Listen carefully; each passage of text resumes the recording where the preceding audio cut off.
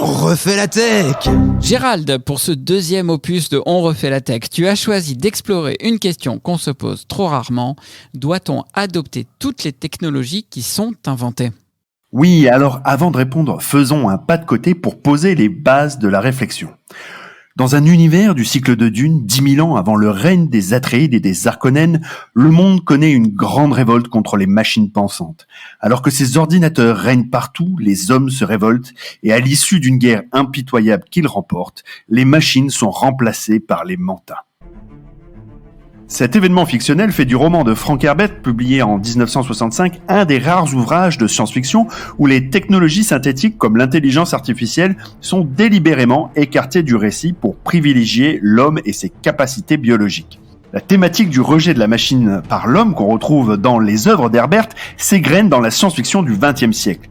Du Metropolis de Fritz Lang en 1927 au film de Blade Runner en 1982, inspiré de l'œuvre littéraire de Philip K. Dick, jusqu'à The Matrix en 1999, la menace technologique qui pèse sur l'humanité résonne avec les préoccupations contemporaines. Chômage de masse, surveillance automatisée, isolement, déshumanisation ou crise environnementale majeure. La plupart de ces œuvres décrivent des mondes qui ont choisi précisément de ne pas adopter certaines technologies ou de s'écarter de certaines d'entre elles en raison du risque qu'elles posent. Rien ne nous interdit donc de faire de même et d'éviter de nous tirer une balle dans le pied en adoptant une technologie dangereuse. Mais Gérald, tout le monde sait qu'on n'arrête pas le progrès. Alors comment faire pour échapper à ce rouleau compresseur qui semble avancer inexorablement ? Alors d'abord, il faut s'accorder sur cette notion de progrès. Luc Ferry, sous sa casquette de philosophe, nous dit que croire au progrès, c'est accepter de sacrifier du présent personnel au nom d'un futur collectif.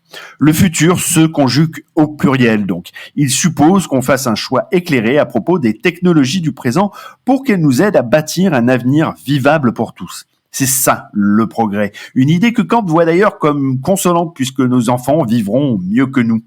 Sur ce point, le philosophe suédois Nick Bostrom a publié en 2019 un papier intitulé « L'hypothèse d'un monde vulnérable » qui explore les effets de nos choix technologiques. Il introduit le concept du monde vulnérable, un monde dans lequel il y a un certain niveau de développement technologique auquel la civilisation est presque certainement dévastée.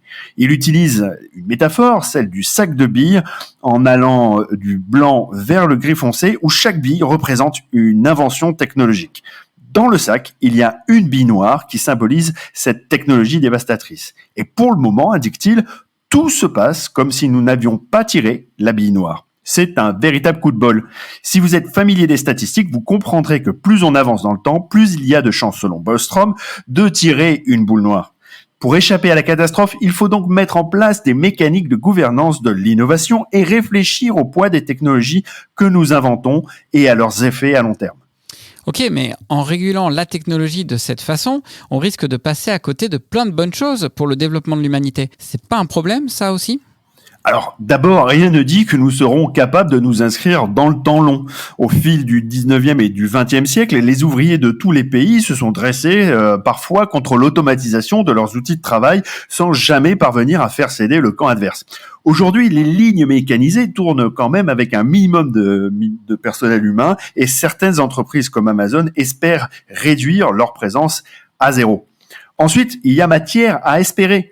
Le moteur à explosion, par exemple, a favorisé l'essor économique de l'Occident au XXe siècle, mais il a aussi condamné le monde des siècles suivants à vivre un enfer du réchauffement climatique. Finalement conscient de ces effets, l'Europe a récemment interdit leur commercialisation à partir de 2035.